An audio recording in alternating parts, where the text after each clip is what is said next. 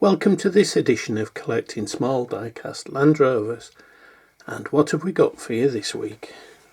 So this week we've gone into Europe and made a purchase on the old eBay, and there was two auctions running, both from the same seller, who, if you recognise your stamps, lives in the Netherlands.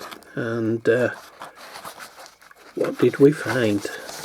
Two separate auctions, and we bid on them and we won both, and the seller was kind enough to combine the postage, so that is always a concern when you order from the likes of Europe or anywhere else in the world for that matter. It's the postage costs. So first up we have this red Freelander. Now, so we know which one we're looking at, we're just going to use the mobile app on the website. So we've gone to the Glengarry Tramway website, and as you can see there, it's the home of the Glengarry Diecast Land Rovers, and we can use the database on here to see which model we've got. So this is the first time I think I've shown you the mobile version, so bear with me, this could go horribly wrong. Right, so we're going into the Carorama database. There you get your usual things. Scroll down. What we're looking for is to enter the Freelander 1997 menu. So we click on that, and then we're looking for the red version. There we are. Right, as we can see here, we've got the two different types of wheels that occur on these models. To be fair, in the UK we only ever see the Type E wheels. The only ones I've seen with Type F come from America, and it was actually Dan Witchell of Roverland that pointed out that his versions appeared to have these wheels. Right, we've only got one red one. In fact, we've got two red ones. So what we're looking for is, so if we bring the model in, I've got to have the lighting off because it just reflects on the camera front. So basically the ones we've got in the collection have a beige interior and is a Campeg type with Hongwell on the base. The other one, which is awaiting its photo, has a beige interior and is a screw fix type. Now I've pre-entered that because this is the one that's turned up. So we'll come off this now and we'll have a look at the model. So here it is, it's bright red, and it has the all beige interior. The only difference you get with those is that you can have a darker dashboard. Sometimes it's in a dark grey.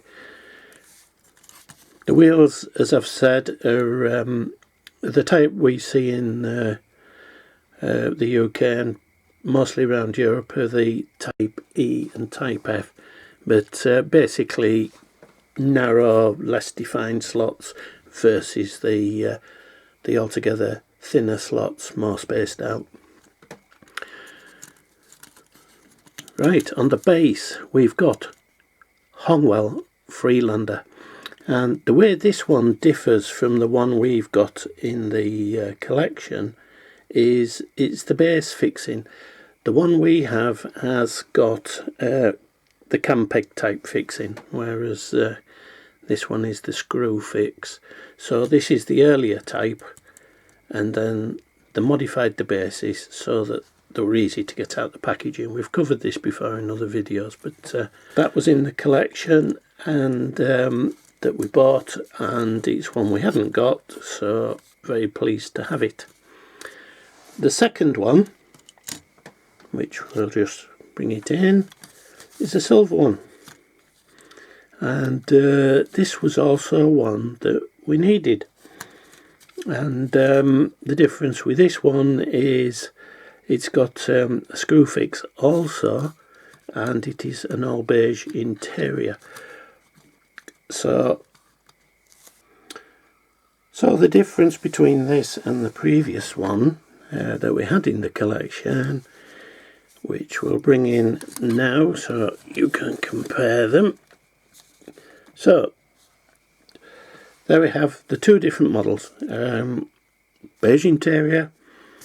Everything about the body is the same. It's just when you come to the base is where the difference is. So what we're talking about in the case of this one, this is the model we previously had in with the cam peg lock. This is just a locating spigot so that when it's on the base it stops it doing that. But that's the difference, the modified base, and then you have the screw fix. So everything else is the same. There's no differences anywhere else on the model, so that's another one we can tick off. The other version of this has the grey dashboard. I take it that's coming through. It's a rather dark grey bordering on black dashboard fitted to them. As far as I'm aware, there's not many other combinations of the interior.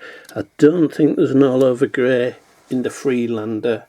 If you just bear with me 1 second, I'll just double check on that. But looking at the website, no, there's no suggestion that there is one, unless you can prove otherwise. But so that brings to 3 in the silver ones. So quite pleased to have got that one. We now move to the new Freelander, 2002 if memory serves. This is in gold. The main thing with this is you can get 2 types of wheels. Now I'll attempt to bring the phone in again. We'll see if we can get it to show without too much. There we are. Right, there's 2 types of wheels. There's the Type H on the right, which is the one we've got on this particular model, but there are some where the centres are open, which is we've classified as a Type G. But certainly I've not seen any of the Type Gs, so they may be quite rare. But Type A is what we've got on this one. And gold all over black inside, which is seems to be quite a few of them have black in the new one. These are very difficult to get hold of, so we're not quite sure, and they don't crop up very often, and I've not had clear enough photographs to be able to tell if there is a different type of interior, so the jury's out on that one. But certainly the this one, there's no mistaking that it's all over black. There aren't a great deal many other variations of them that we're aware of. It just centres around the wheels. Bit of a side view there for you on it. No number plates to speak of, they just bear the words Land Rover. And pretty nice detail around the front.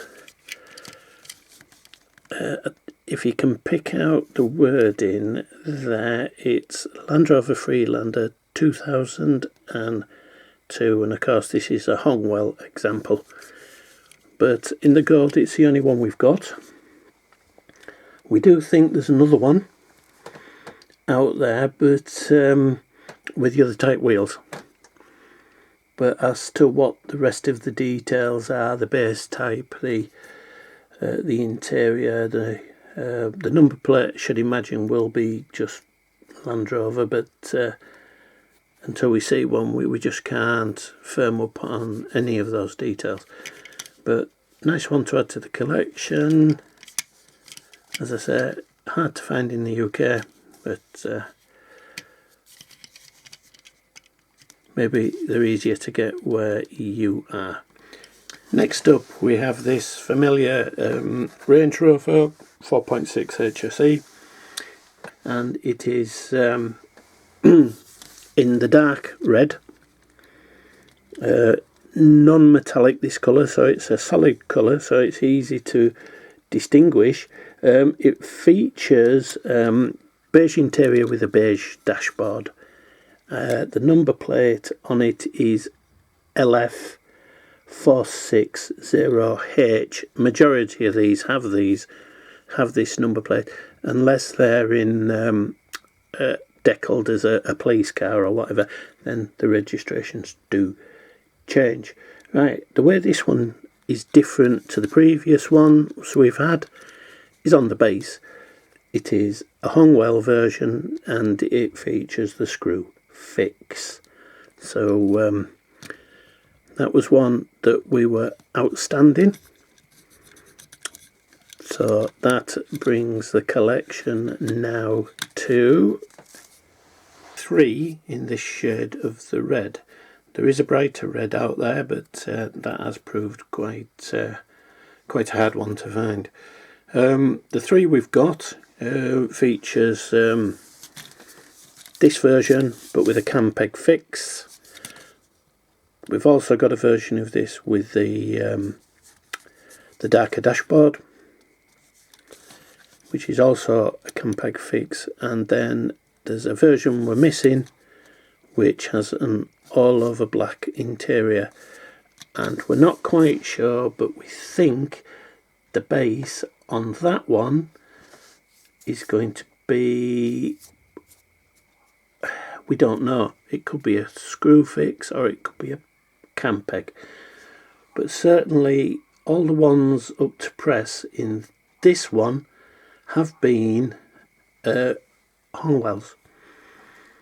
So we've not seen a Schuko version of it, which we know Schuko haven't taken every one of the colours and combinations that Hongwell have offered of these models, so it's probably this one they weren't particularly taken with, but to me it's one of the better colours, and it sits there quite nicely, but it probably didn't fit in with their marketing strategy. So yeah, so 4 out of 4. That it doesn't happen like that very often, I must admit. So very, very pleased that we spotted them. It's so easy just to glance when you're going through loads of listings that go on, just to dismiss one.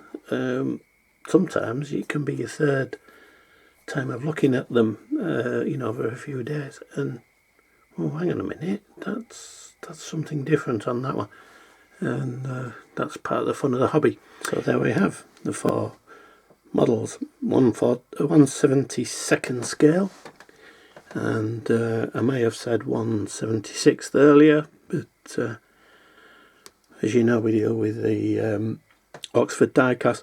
Oxford Diecast have been a little bit quiet at the moment. They did say that they wanted to catch up on some of the models that were due for release but had been postponed due to the COVID, etc. So we're slowly catching up.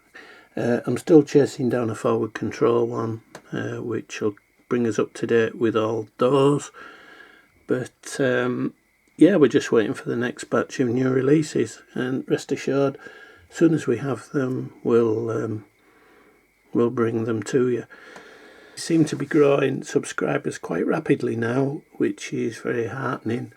I did get a message from YouTube last week to say that as a whole the channel had passed 30,000 views, which is wow.